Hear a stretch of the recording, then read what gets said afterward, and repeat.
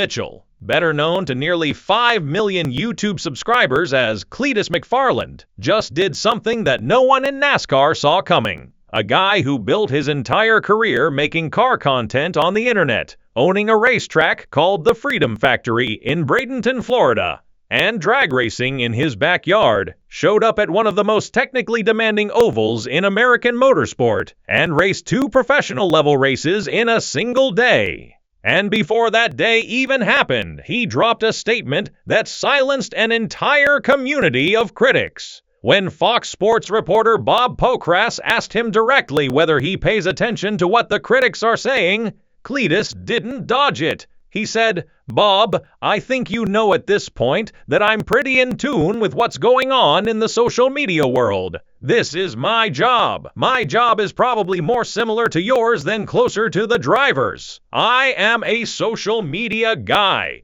That's how I got in this position." That one answer changed the entire conversation around his NASCAR involvement. Here is how it actually started. Richard Childress Racing reached out to Garrett Mitchell. He did not pursue them. Someone from the RCR side contacted him and told him they noticed he could use professional help developing as a driver. Cleetus laughed about it and said he absolutely needed that help. From there, they worked out a deal involving RCR, Tommy's Express Car Wash, and O'Reilly Auto Parts. The result was a signed 2-year agreement covering 3 races per year, making Mitchell a third entry in RCR's championship-winning NASCAR O'Reilly Auto Parts Series program. He would pilot the hashtag 33 Tommy's Express Chevrolet, and his teammates would be Jesse Love and Austin Hill. He 2 drivers sitting first and second in the NOAPS championship standings at the time of the announcement. Mitchell said, "To have the opportunity to make my NASCAR O'Reilly Auto Parts Series debut with a legendary race team like Richard Childress Racing is a dream come true. It's a huge honor, and I am incredibly grateful to learn under the leadership of Richard Childress, Mike Verlander, Danny Lawrence, and everyone in Welcome, North Carolina. Having Tommy's Express on board for my debut makes it even more special. They're a fast-forward brand that understands speed, performance, and connecting with people, which lines up perfectly with everything we are trying to accomplish." The planned race schedule included Rockingham Speedway, Daytona International Speedway, and Talladega Superspeedway. The moment the announcement went public, NASCAR social media split right down the middle. Fans were electric and traditionalists were furious.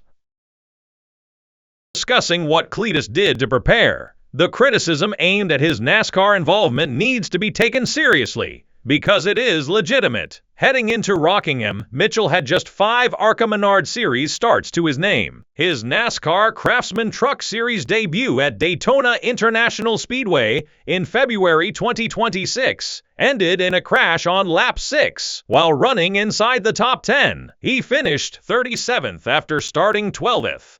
That is the experience level of a driver stepping into the second highest NASCAR series in the country.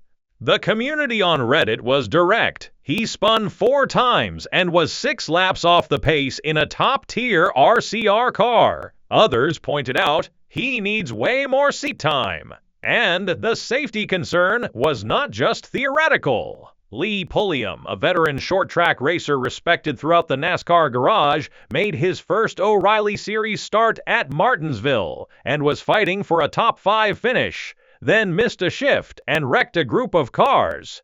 If a driver with that depth of experience can make that mistake in his first race at this level, the question of what happens with someone less experienced is completely fair. Cleetus himself caused a similar incident at Charlotte, where he was lined up on the front row for a restart, spun the tires, and triggered a wreck. He said it was an awful feeling because he knew he had just ruined other people's race days. NASCAR also withheld superspeedway approval heading into Rockingham. He was cleared for short tracks only on a race-by-race conditional basis. NASCAR's Steve O'Donnell stated publicly that Cleetus had not been cleared for Talladega because the conditional approval process requires demonstrated competence at each level before moving up. Here is where the story shifts. Roughly 2 months before his scheduled test day at Rockingham, Mitchell committed to daily sessions on his home racing simulator. He ran the O'Reilly Series car setup on the Rockingham track layout every single day.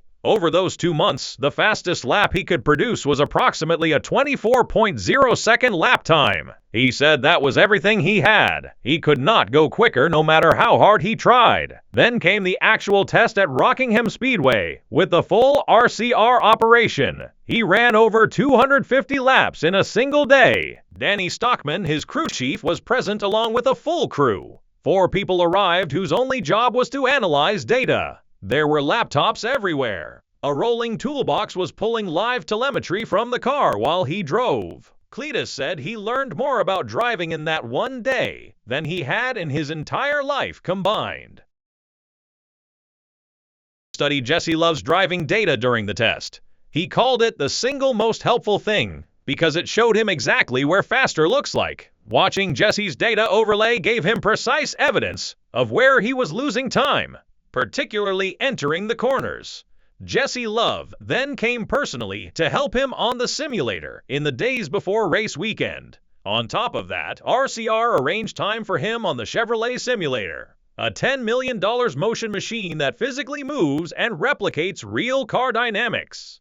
That is not a PR move. That is a genuine development investment. Then came the result that nobody outside his circle fully registered. He went home after the test day, got back on his personal simulator, and within 13 laps, he beat the lap time he had spent 2 months trying to break by 0.4 of a second. He said, "At this point, the record is so broken of people still talking about it. I don't care as much." Saturday, April 4, 2026. Mitchell did not race once. He raced twice. He started the day in the ARCA Menard Series East event. He qualified 6th and ran competitively throughout the race. Over 100,000 people were watching his in-car camera live during the event. He finished 4th, a career best result, his first top 5 in professional stock car racing. He was strong on the straights and continuing to learn through the corners. Then he climbed out of that car and got into the #33 Tommy's Express Chevrolet for the NASCAR O'Reilly Auto Parts Series race. 250 laps at Rockingham Speedway. Lap 4, a daring move, put his car on the bottom of a 3-wide situation entering turn 1. He slid sideways and made a remarkable save, but immediately lost significant ground to the leaders. Lap 49. Blake Lothian spun in, turn 2 directly ahead of him. As Lothian's car wandered down the track, Mitchell dove to the apron and missed the #55 Chevrolet by inches. Lap 206, his #33 Chevrolet broke loose in turn 3, sliding to the bottom of the track before spinning back into traffic, drawing the 7th caution flag of the day. He finished 32nd, 6 laps down. But he completed 369 of his scheduled 375 laps. Combined with the ARCA race earlier in the day, he completed 369 of 375 total scheduled laps around Rockingham on Saturday. His stated goal going into the O'Reilly race was to finish, stay out of everyone's way, learn, keep the car straight, be smart on restarts, and not do anything stupid. He said the skill gap between him and those drivers was very significant. By his own standard, he accomplished what he set out to do.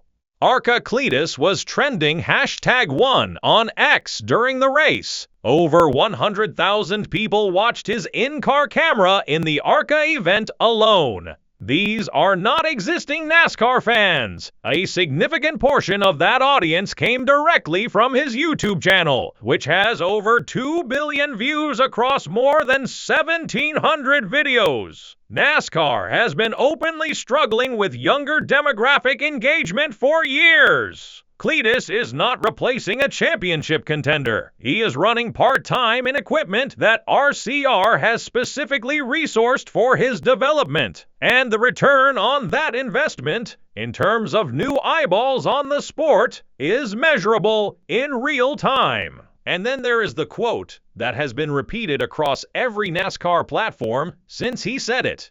When critics challenged his right to be in an RCR car, he responded, "At the end of the day, all these guys can say whatever they want about me. But if Richard Childress called them and said, 'Hey, want to come drive our car?' all of them would have taken that opportunity too. And if NASCAR is letting me do it, I'm in. I'm here. No one can save me but myself at this point. Once I get on that track on Saturday, it's up to me. They can complain as much as they'd like, but it's happening, and it's for 2 years, so they better buckle up for 2 years. There is also an emotional dimension to this entire story that cannot be ignored. Greg Biffle, the former driver, became one of Mitchell's closest friends after they connected during the Hurricane Helene relief effort in 2024, died in a plane crash on December 18, 2025. Mitchell spoke at Biffle's memorial service at Charlotte's Bojangles Coliseum in January.